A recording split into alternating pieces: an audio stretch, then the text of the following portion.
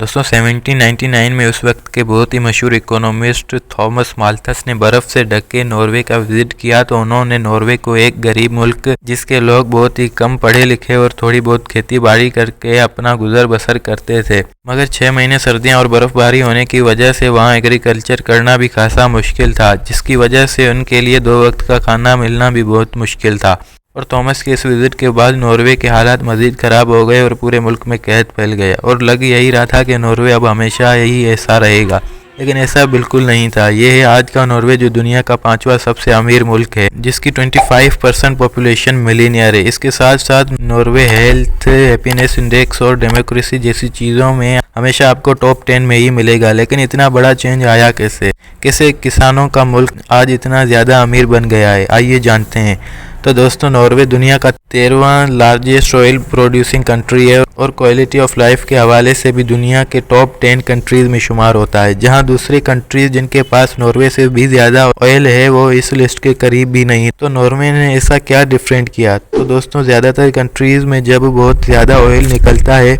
तो वो कंट्री दूसरे कंट्रीज़ को बहुत ज़्यादा ऑयल एक्सपोर्ट करता है, जिसकी वजह से इनकी लोकल करेंसी की वैल्यू बढ़ जाती है और इम्पोर्टेड चीज़ें सस्ती हो जाती हैं। ज़्यादातर कंट्रीज़ स्पेशली अरब कंट्रीज़ ऑयल के इस पैसे को आवाम के वेलफेयर के लिए इस्तेमाल करने की बजाय टैक्सेस कम करने और एक्सपेंसेस बढ़ाने के लिए इस्तेमाल करते हैं और ऑयल इंडस्ट्री इस मुल्क की लोकल इंडस्ट्रीज पर डोमिनेट हो जाती है और लोकल इंडस्ट्री के लिए सर्वाइव करना मुश्किल हो जाता है और लोकल इंडस्ट्रीज बंद होने की वजह से बेरोजगारी बढ़ती है, जो आगे चलकर प्रोटेस्ट और सिविल वार जैसी चीज़ों को जन्म देती है। यही हुआ लीबिया और वेनेजुएला के साथ। और अगर गल्फ कंट्रीज़ ने ऑयल पर अपनी डिपेंडेंस को ख़त्म नहीं किया तो ये सेम चीज़ इनके साथ भी हो सकती है।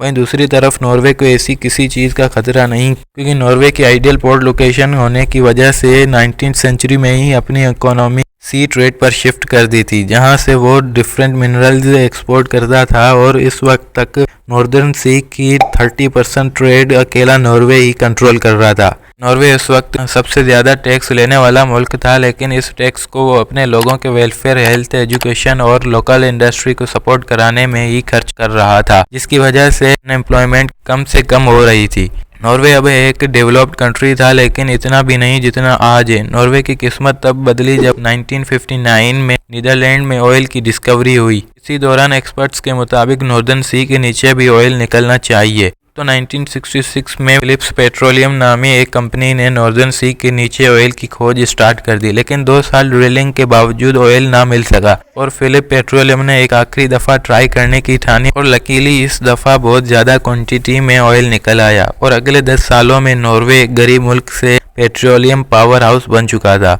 और इस ऑयल इंडस्ट्री की वजह से लाखों जॉब्स क्रिएट हुई और नॉर्वे में अनएम्प्लॉयमेंट ऑलमोस्ट ख़त्म हो गई। नॉर्वे का हाल भी कहीं मिडल ईस्टर्न कंट्रीज़ की तरह ना हो जाए, इसीलिए नॉर्वे की गवर्नमेंट ने पहले ही ये बिल पास कर दिया था कि नॉर्वे के नेचुरल रिसोर्सेज पर किसी एक आदमी या पार्टी का कब्जा नहीं होगा और इन मिनरल्स को भी आम पब्लिक के वेलफेयर के लिए इस्तेमाल किया जाएगा और नॉर्वे तेल पर डिपेंडेंट ना हो। और लोकल इंडस्ट्री को सपोर्ट करने के लिए नॉर्वेजियन गवर्नमेंट ने पेंशन फंड्स भी बनाए और यही चीज़ें हैं जिनकी बुनियाद पर नॉर्वे आज इतना ज़्यादा कामयाब मुल्क है। तो दोस्तों, आपका इसके बारे में क्या ओपिनियन है, हमें कमेंट में बताइए और हम मिलते हैं जल्दी नेक्स्ट वीडियो में।